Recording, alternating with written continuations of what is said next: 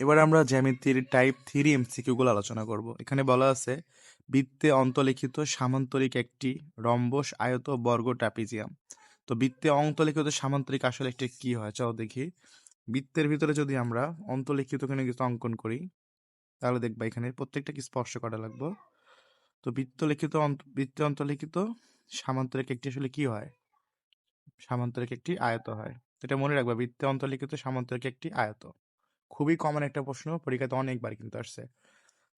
কোনো ত্রিভুজে কয়টি বহিবৃত্ত অঙ্কন করা যায়? তো এই হচ্ছে একটা ত্রিভুজ। এই ত্রিভুজে তুমি কয়টা বহিবৃত্ত মানে বাহিরের দিকে বৃত্ত আঁকতে পারবা? এটাকে যদি তুমি বর্ধিত করো, তারপর যদি তুমি এই বাহুটাকে বর্ধিত করো, তুমি কিন্তু চাইলে এখানে একটা বহিবৃত্ত অঙ্কন করতে পারবা। আবার যদি তুমি ভাই এখানে এই বাহুটাকে বর্ধিত করো, এই বাহুটাকে বর্ধিত করো, তুমি এখানে একটা অন্তর্বৃত্ত আঁকবে। এভাবে তুমি এখানে আরো একটা অন্তর্বৃত্ত অঙ্কন করতে পারবা। তার মানে একটা বৃত্তে তুমি কোনো ত্রিভুজে মোট হচ্ছে 3টি বহিবৃত্ত অঙ্কন করতে পারবা। এটা মনে রাখিও, ঠিক আছে? এরপরে দেখো স্পর্শক টাইপ, যেটা ভাইয়া বৃত্তের একটি বিন্দুতে কয়টি স্পর্শক আঁকা সম্ভব? বৃত্তের একটা বিন্দু, এই একটা বৃত্ত, বৃত্তের ধরো একটা বিন্দু, এখানে তুমি কয়টা স্পর্শক আঁকতে পারবে? স্পর্শক মানে কি? এই বৃত্তকে স্পর্শ করবে। তো ভাইয়া বৃত্তের একটা বিন্দুতে জাস্ট একটা স্পর্শকে অঙ্কন করা যায়, সহজ কথা। তাহলে অ্যান্সার হবে কয়টি? একটি। এরপর দেখো বলছে ও কেন্দ্র বিশিষ্ট বৃত্তে ও একটি ব্যাস, ও একটি ব্যাসার্ধ। তাহলে ও কেন্দ্র বিশিষ্ট বৃত্তে ধরলাম হচ্ছে ও এ একটা ব্যাসার্ধ, এটা হচ্ছে ও আর এটা এ। তাহলে এই বিন্দুতে আমরা কয়টা স্পর্শক অঙ্কন করতে পারবো? দেখো বৃত্তের কিন্তু এটা একটা বিন্দু। তো একটা বিন্দুতে আমি একটু আগেও বলছি একটা বিন্দুতে মাত্র একটি স্পর্শক অঙ্কন করা যায়। তাহলে আমাদের এই এমসিকিউ এর অ্যান্সার হবে 1। এরপর দেখো বৃত্তের বহিস্থ কোনো বিন্দু থেকে ওই বৃত্তে কয়টি স্পর্শক আঁকা যায়? আমি যেগুলো পড়াচ্ছি প্রত্যেকটা এমসিকিউ কিন্তু গুরুত্বপূর্ণ তোমার পরীক্ষা আসার জন্য। তো বৃত্তের বহিস্থ বিন্দু এটা হচ্ছে বৃত্ত, আর এই যে বহিস্থ বিন্দু মানে বাহিরের বিন্দু। তাহলে বৃত্তের এটা বাহিরের বিন্দু। এই বাহিরের বিন্দু থেকে তুমি কয়টি স্পর্শক আঁকতে পারবা? তুমি এখানে টোটাল দেখো, এভাবে একটি স্পর্শক আঁকতে পারবা, আর হচ্ছে তুমি এভাবে আরেকটা স্পর্শক আঁকতে পারবা। তুমি কিন্তু বাহিরের বিন্দু থেকে আর কোনো স্পর্শক আঁকতে পারবা না, শুধুমাত্র 2টি স্পর্শক আঁকতে পারবা। তার মানে এখানে অ্যান্সার হবে হচ্ছে তোমার বৃত্তের বহিস্থ বিন্দু থেকে ওই বৃত্তে সর্বোচ্চ 2টি স্পর্শক অঙ্কন করা যায়। এরপরে দেখো 2টি বৃত্ত পরস্পরকে ছেদ করলে তাদের মধ্যে কয়টি স্পর্শক আঁকা যায়? তো তুমি দেখো এখানে আমি অঙ্কন করে রাখছি, এই যে 2টা বৃত্ত পরস্পরকে ছেদ করছে। এখন আমি এদের মধ্যে মোট কয়টা স্পর্শক অঙ্কন করতে পারবো ভাইয়া? এই হচ্ছে একটা, এই হচ্ছে একটা। তার মানে আমি টোটালি এখানে 2টি স্পর্শক আঁকতে পারবো। তাহলে 2টি বৃত্ত পরস্পরকে ছেদ করলে 2টি স্পর্শক আঁকা যায়। খুব ভালো করে মনে রাখবে, এমসিকিউ গুলো কিন্তু অনেক গুরুত্বপূর্ণ। আমি যেগুলো পড়াচ্ছি প্রত্যেকটা তোমার এক্সামের জন্য ইম্পর্টেন্ট। 2টি বৃত্ত পরস্পরকে বহিঃস্পর্শ করলে তাদের মধ্যে সর্বোচ্চ কয়টি স্পর্শক আঁকা যায়? বহিঃস্পর্শ মানে ভাইয়া বাহিরের দিক থেকে 2টা বৃত্ত পরস্পরকে স্পর্শ করলে এই বরাবর। তো যদি এই বরাবর স্পর্শ করে তাহলে তুমি সোজা কথা এখানে একটা স্পর্শক আঁকতে পারবা, তারপরে এদিকে একটা স্পর্শক আঁকতে পারবা, এইদিকে একটা স্পর্শক আঁকতে পারবা। তার মানে এখানে তুমি টোটাল 1, 2, 3টি স্পর্শক আঁকতে পারবা। তো এখানে আমাদের অ্যান্সার হবে কয়টি বলো তো? 3টি। 2টি বৃত্তে সর্বোচ্চ কয়টি সাধারণ স্পর্শক আঁকা যাবে? 2টি বৃত্ত পরস্পরকে যে বহিঃস্পর্শ করলে, দেখো এই কোশ্চেনটা ছিল 2টি বৃত্ত পরস্পরকে বহিঃস্পর্শ করলে তোমার 3টি বৃত্ত মানে 3টি স্পর্শক আঁকা যায়।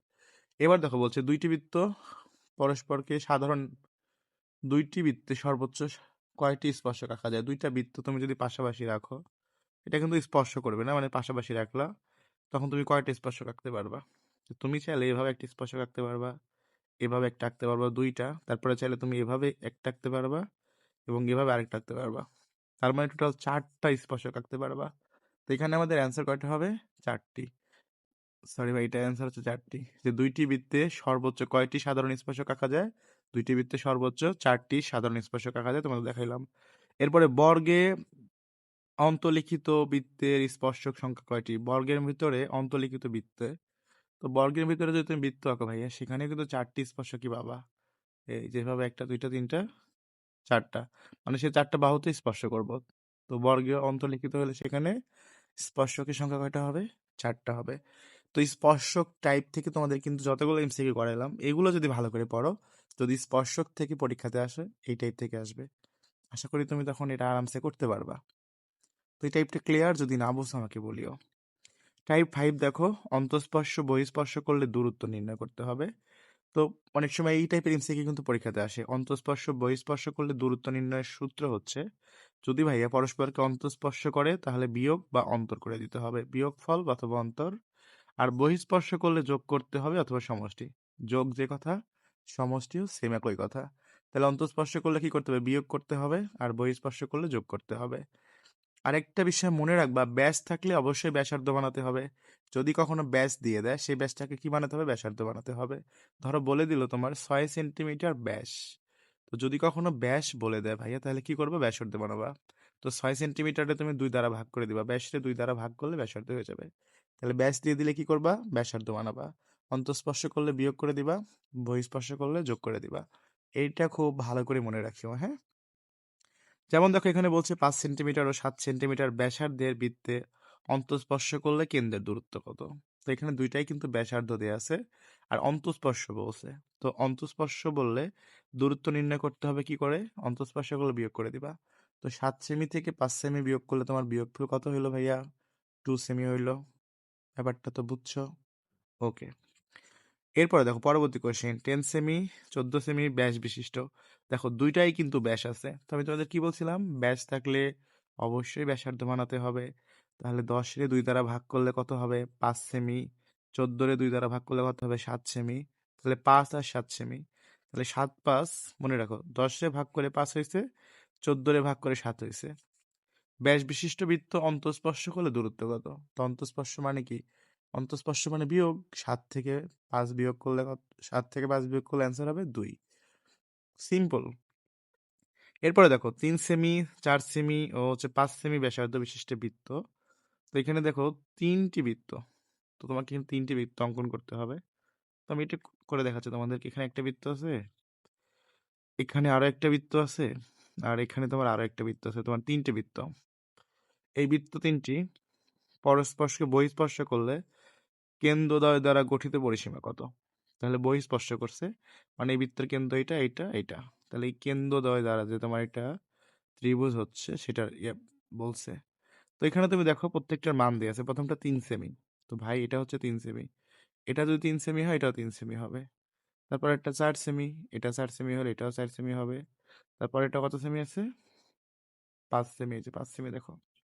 তাহলে এটাও তোমার 5 সেমি, এটাও তোমার 5 সেমি হবে, এটা 4 সেমি হবে। তাহলে এখান থেকে বলছে ত্রিভুজের পরিসীমা কত। পরিসীমা মানে ভাইয়া 3 বাহুর যোগফল। তো দেখো এই যে বাহুটা, এটুকু হচ্ছে 5, এটুকু 3। এই বাহুটার টোটাল দূরত্ব কত হবে, 5 3 8। এই বাহুটা কত হবে, 4 3 7। এই বাহুটা কত হবে, 5 4 9। তো তুমি যদি যোগ করে দাও তাহলে অ্যান্সার হয়ে যাবে এটা। বুঝতে পারছো ব্যাপারটা? এখান থেকে তাহলে তোমার হচ্ছে অ্যান্সার হচ্ছে, এখানে এক দিলে 10 18 18 আর 6 24। এটা অ্যান্সার হচ্ছে 24। তো আশা করি তোমরা এই টাইপের এমসিকিউ সবগুলো বুঝে গেছো। যদি প্রবলেম থাকে অবশ্যই আমাকে জানাবা। যেটা বুঝবা না সেটা নিয়ে কোশ্চেন করবো, আমি ভেঙে ভেঙে বুঝাই দিব, ঠিক আছে? আর সবাইকে ধন্যবাদ ক্লাসটি করার জন্য।